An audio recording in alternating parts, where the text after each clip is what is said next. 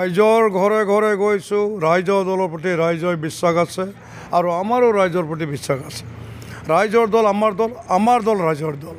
গতিকে আমি ঘৰে ঘৰে নামঘৰে সেৱা কৰি প্ৰতিটো সমাজলত হিন্দু মুছলিম সকলো জাতি বৰ্ণ ধৰ্মৰ লগত গৈ আমি ৰাইজৰ মাজত গৈ ৰাইজৰ হলুৰ বিশ্বাস যে এইবাৰ ৰাইজৰ দলে আমাৰ জোনাই সমষ্টিত প্ৰতিদ্বন্দ্বত মানে উত্তীৰ্ণ হ'ব 100%। এইখিনি সময়ত ভুৱন পেগু ডাঙৰীয়া দেৱে কৈ আছে যে যিটো বড়ো ভোটটো লৈ পেলাই তেখেতে 100% এই জোনাই সমষ্টি বিধানসভাৰ বিজেপি দলে জিকিবলৈ কোনো কথা নাই, জিকি গৈছে বুলি তেখেতে মন্তব্য কৰিছে। একেটা কোৱা মন্তব্যটো যদি একেবাৰে 100 কৈছোঁ এটা একটো উল্টাল যাব, 0-0ৰ পিছত 1 হ'বগৈ।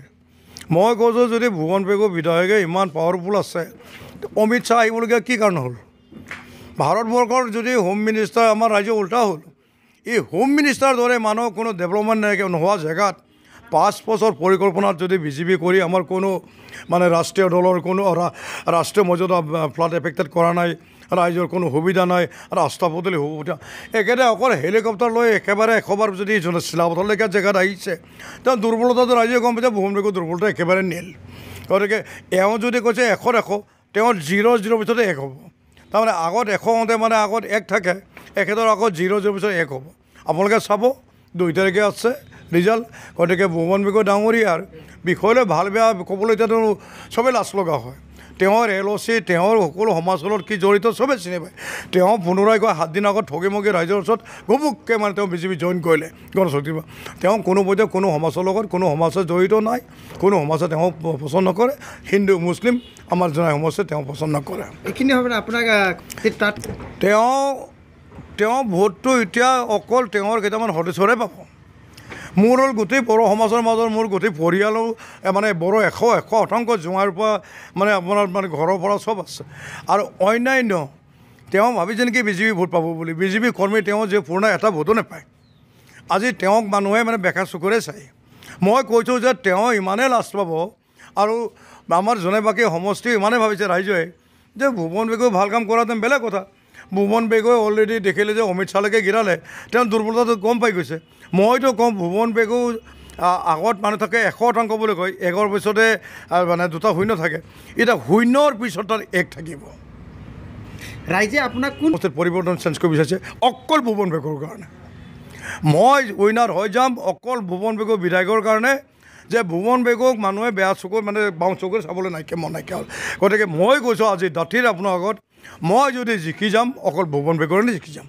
ভুৱন পেগুক মই ধোকা দিয়ে জনাম যে ভুৱন পেগু নীল। গতিকে তুমি বিজেপিত হোৱাৰ কাৰণে মই চাফিচিয়েণ্ট মানে চান্স পাই গ'লোঁ। ৰাইজৰ বিশ্বাসত আহিলে যে ভুৱন পেগু যেতিয়া বিজেপিত গৈছে, ভুৱন পেগু আমি কোনো পৰ্যায়ত ভোট নিদিওঁ। ৰাইজে ইমান যে ভুৱন পেগু গোটেই LOC 2016 পৰা গোটেই MSC শেষ, আমাকতো একো এফেক্টে নহয়। তেওঁ মিচিং সমাজৰ তেওঁ গোটেই ধ্বংস কৰি দিলে। MSC শেষ। সৌৱা সদৰ ক'ৰবাত 2200 টকাৰ দলং বনাইছে, তাত 40 লাখ টকা ওলাইছে। সৌৱা 2000 মাটি বিঘা মিচিং সমাজত দুখীয়া সমাজত 2000 বিঘা মাটি বেচিছে। সেইটো মই নহয়, গোটেই সমাজে দেখি পোৱা। গতিকে তেওঁ কোনটো ৰাইজে বিশ্বাস কৰিব? চাওক আপোনালোকে নিজে যে আপোনালোকৰ মিডিয়াৰ ওচৰত প্ৰতিজন মানুহে সেইটোৱে ক'ব। আপুনি ক'ৰবাত যদি গাঁৱত যদি বুঢ়া বুঢ়ী সোধে সেই ভাষা তাহাঁতেও সেইটোৱে ক'ব যে ভুৱন পেগু আমি ভোট নিদিয়ে, ভুৱন পেগুৱে গোটেই সমষ্টি ধ্বংস কৰিলে, আমি ভুৱনক ভোট নিদিয়ে বুলি সকলো ৰাইজৰ সেইটো মন্তব্য। তেওঁ 4 বছৰ 7 মাহটো সমষ্টিতে নাই, ক'বকে মানে কিবা এটা চেঞ্জ কৰি তেওঁ 3 মাহ পিছত ক'ৰবাত 5 টকা 10 টকা আলি উঠিম। আৰু তেওঁ বড়ো সমাজত যদি ভোট পাম বুলি কৈছে সেই আশাটো নীল। বড়ো সমাজে কৈছে যে আমি ভুৱন পেগুৰ হালোৱা ৰোৱনী নহয়, ইচ্ছা কৰিলে মহাজনে বোলে খেতিত যা, ইচ্ছা কৰিলে বোলে ধানটো দাবলৈ যা, ইচ্ছা কৰিলে বোলে উঠ বুলি ক'বলৈ বড়ো সমাজে চবে প্ৰত্যেকটো গাঁৱে গাঁৱে সেই ভাষাটো আহিছে। আমি ভুৱন পেগুৰ কোনো বোলে দৰমহা লৈ থকা নাই, আমি হালোৱা ৰোৱনী নহয় বুলি কৈছে। গতিকে ভুৱন পেগু চাওক, দম আছে যদি ফুটবল খেলক, কোন জিতে কোন হাৰে চাওঁ। গতিকে খেলুৱৈত এটা ভাল লাগে, ফুটবল ফিৰিয়াল ভাল হ'লেহে ভাল খেলিব। কিন্তু তাৰ মাজত যদি 9জন যদি ফুটবল প্লেয়াৰ যদি বেয়া হয়, জনা মানুহ খেলিব। গতিকে মই কৈছোঁ মই চাফিচিয়েণ্ট ভাল পাইছোঁ ভুৱন পেগু, আপুনি বিজেপিত হয় মোৰ লাক্ষী।